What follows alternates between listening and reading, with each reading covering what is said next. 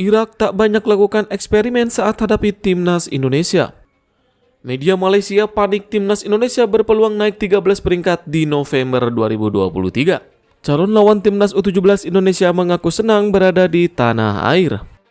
Proyek naturalisasi pemain timnas Indonesia diakui media Korea Selatan.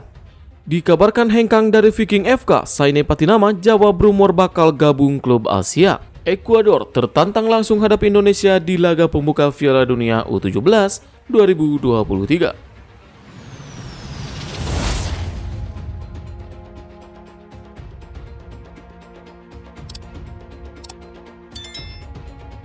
Irak tak banyak lakukan eksperimen saat hadapi timnas Indonesia.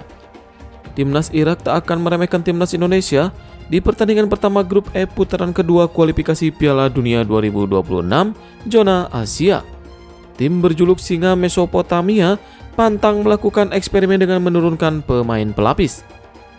Laga Irak versus timnas Indonesia dijadwalkan bakal digelar di Stadion Internasional Basra, Kamis 16 November 2023. Laga nanti diprediksi berjalan dengan ketat karena kedua tim mengincar kemenangan demi menjaga peluang lolos ke babak selanjutnya. Meski di atas kertas, Irak lebih diunggulkan, namun media Irak meyakini jika pelatih Jesus Casas tidak akan melakukan eksperimen dengan menurunkan pemain pelapis dan bakal tampil serius. Lebih lanjut, Win-Win menjelaskan Jesus Casas akan mengandalkan pemain-pemain utama seperti Aiman Hussein hingga Zidane Iqbal untuk mencabut timnas Indonesia. Namun, pelatih asal Spanyol itu dikabarkan belum menentukan bek kanan yang akan tampil di laga nanti.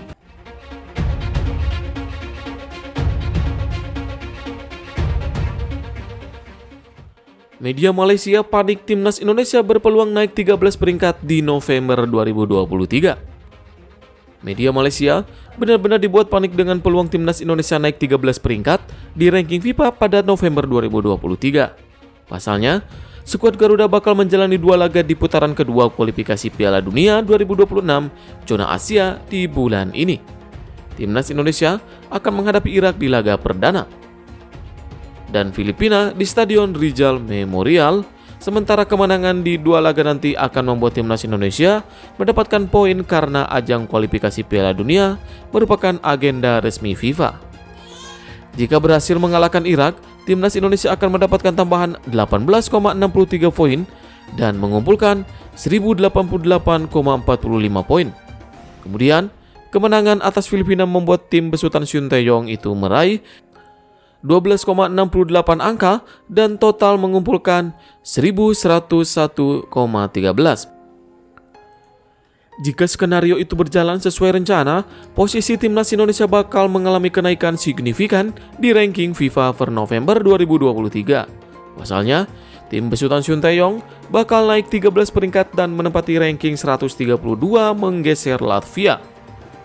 Sontak saja, prediksi timnas Indonesia bakal mendongkel posisinya di ranking FIFA, membuat media Malaysia panik.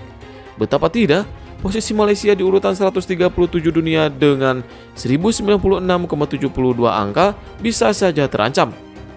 Saat ini, timnas Indonesia menempati ranking 145 dunia dengan mengumpulkan 1069,82 poin.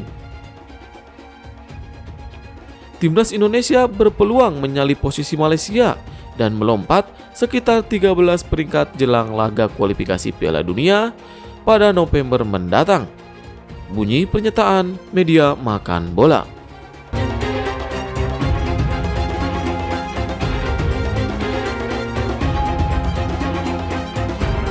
Calon lawan timnas U17 Indonesia mengaku senang berada di tanah air.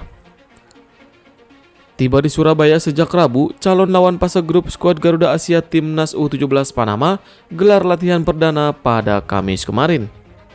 Mengingat perhelatan Piala Dunia U17 akan segera dimulai dalam kurun waktu beberapa hari lagi bertempat di lapangan sepak bola Universitas Nasional Surabaya, skuad berjuluk Los Canaleros ini terlihat bermotivasi tinggi dalam latihan perdana itu. Meski di tengah cuaca Surabaya yang terik, dalam latihan sore itu pemain tetap menunjukkan dedikasi 100% kepada tim. Seperti yang diketahui, latihan pertama di UNESA itu dimulai pada pukul 15.30 dan berlangsung selama 90 menit. Berstatus sebagai debutan usai 10 tahun vakum dari Piala Dunia U17, edisi ke-10 ini akan menjadi kompetisi ketiga yang melibatkan partisipasi timnas U17 Panama. Wajar saja apabila Los Canaleros sangat berantusias mempersiapkan laga pertamanya. Hal senada disampaikan oleh gelandang timnas U17 Panama, Ernesto Gomez. Ia menekankan bahwa waktu debutnya hampir tiba dan mereka akan berusaha memanfaatkan beberapa hari terakhir untuk persiapan diri sebaik mungkin. Dalam kesempatan yang sama, Gomez juga menyampaikan kebahagiaannya bisa berada di tanah air. Dalam keterangannya, gelandang CD Universitario de Cole itu mengaku sudah memikirkan matang-matang strategi yang akan digunakan untuk menghadapi calon lawan.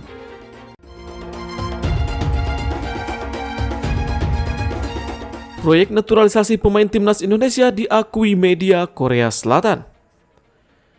Proyek naturalisasi pemain timnas Indonesia mendapat pengakuan positif dari media Korea Selatan. Dalam laporannya, mereka menilai bahwa strategi menaturalisasi pemain keturunan Indonesia dinilai lebih baik ketimbang Cina. Sejak Shin Tae-yong melatih timnas Indonesia, strategi menaturalisasi pemain keturunan gencar dilakukan. Sudah banyak pemain yang resmi mendapatkan status warga negara Indonesia atau WNI. Sebut saja Sandy Walsh, Jordi Amat, Saine Patinama, Ipa Diener, Mark Locke, dan Rafael Strijk. Mereka merupakan pemain naturalisasi era Shin Tae-yong dan menjadi andalan di timnas Indonesia. Kendati demikian, pelatih asal Korea Selatan itu masih belum puas dan masih mencari pemain untuk dinaturalisasi.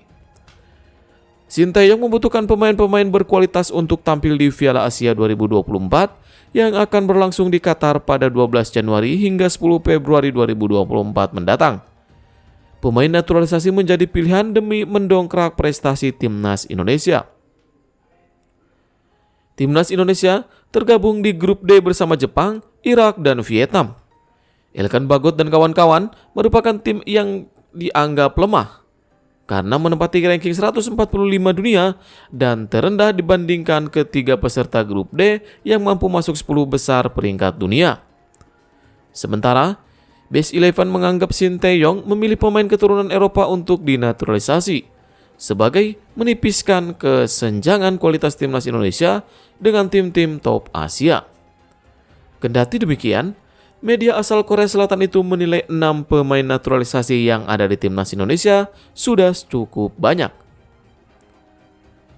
Base 11 pun menganggap proyek naturalisasi pemain timnas Indonesia lebih baik dibandingkan Cina, yang harus mengeluarkan banyak uang untuk membuat seorang pemain mau berganti warga negara.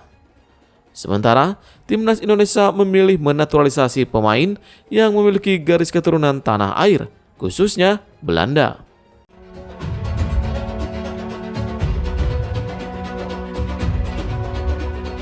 Dikabarkan hengkang dari Viking FK, Saine Patinama jawab rumor bakal gabung klub Asia. Bek kiri timnas Indonesia, Saine Patinama merespon rumor hengkang dari Viking FK. Kabar kepergian Saine Patinama dirilis oleh media lokal Norwegia, Dagsavisen.no, pada Rabu 1 November 2023. Surat kabar lokal tersebut memberi judul "Selamat tinggal untuk Saine Patinama".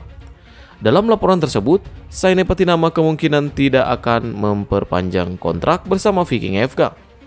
Berdasarkan info terkini, maka Saine Patinama memiliki kontrak bersama Viking FK hingga 31 Desember 2023. Itu artinya, Liga Norwegia musim 2023 bakal jadi yang terakhir untuk bek berusia 25 tahun tersebut. Liga Norwegia musim ini tinggal menyisakan 4 pertandingan lagi. Dagsavisen telah mengabarkan bahwa Saine Patinama sudah mendapatkan banyak tawaran dari klub-klub luar negeri. Viking FK juga disebut sudah tidak mampu untuk menjangkau tawaran dari klub-klub luar negeri. Pasalnya, klub penawar berani menawar kenaikan gaji sebesar 2 kali lipat dari yang diterima di Viking FK. Direktur olahraga Viking FK, Erik Neveland, juga sudah mengisyaratkan angkat bendera putih untuk nasib Saine Patinama dalam laporan yang sama. Saine Patinama menjawab isu ketertarikan tersebut. Menurut bek kiri timnas Indonesia tersebut, ia harus segera move on dari masa depannya di Viking FK. Saine Patinama pun mengonfirmasi ketertarikan tersebut. Bek kiri berusia 25 tahun tersebut mengaku banyak ketertarikan dari klub-klub Asia. Meski begitu, ia tetap menantikan peluang untuk bergabung dengan klub-klub Eropa.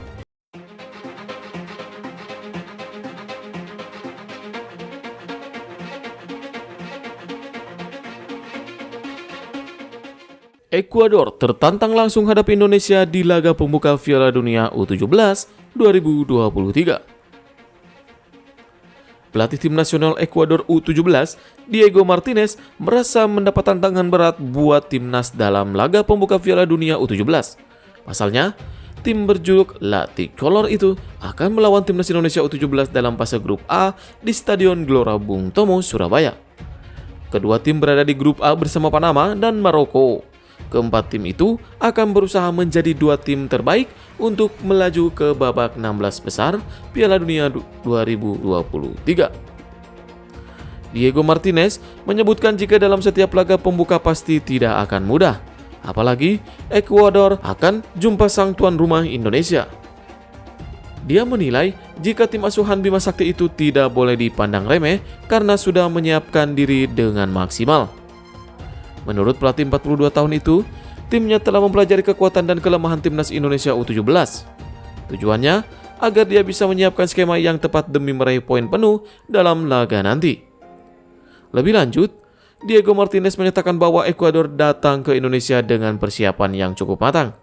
Jadi, dia pastikan tim asuhannya sudah siap tempur untuk laga nanti.